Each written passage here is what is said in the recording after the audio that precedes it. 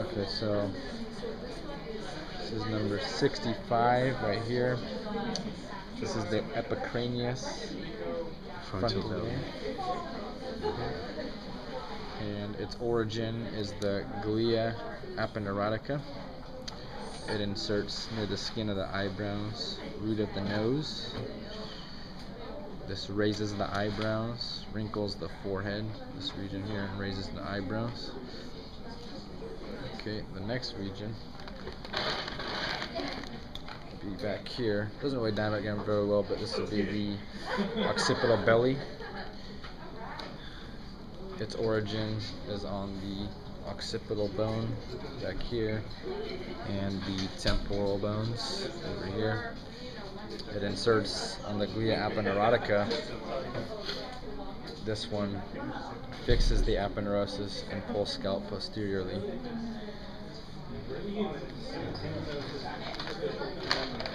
Right here, the orbicularis oculi surrounding the eyeball right here originate on the frontal bone and the maxillary bones.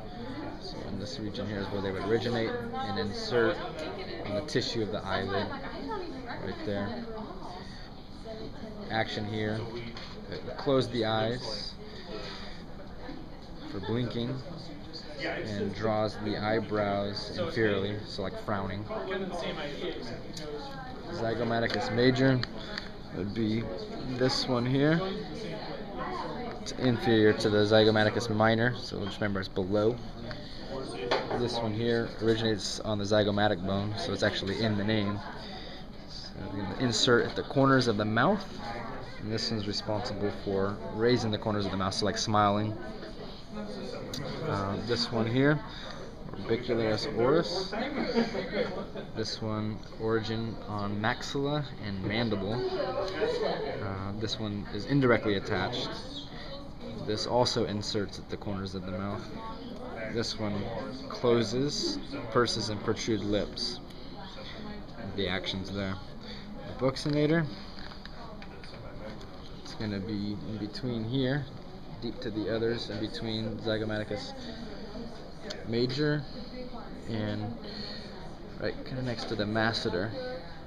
This one originates on the posterior maxilla and mandible, inserts on the orbicularis oris, so it comes through here in your mouth. This one draws corners of the mouth laterally and compresses cheeks. The platysma isn't very well diagrammed, but would be in this region here.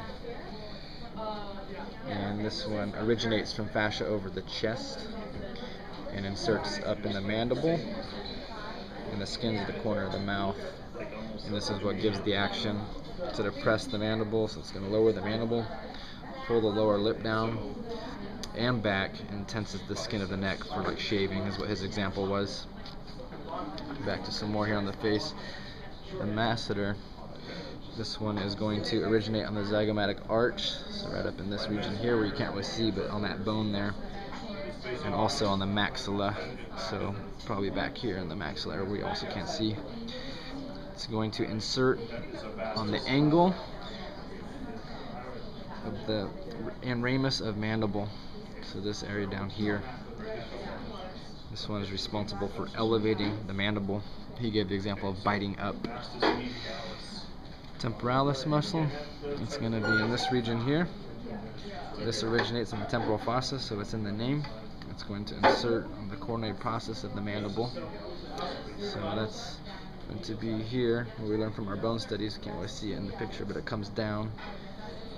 And the action here is going to elevate, retract mandible. So just think like chewing. So it'll elevate and then also retract. So those are our facial and mastication muscles.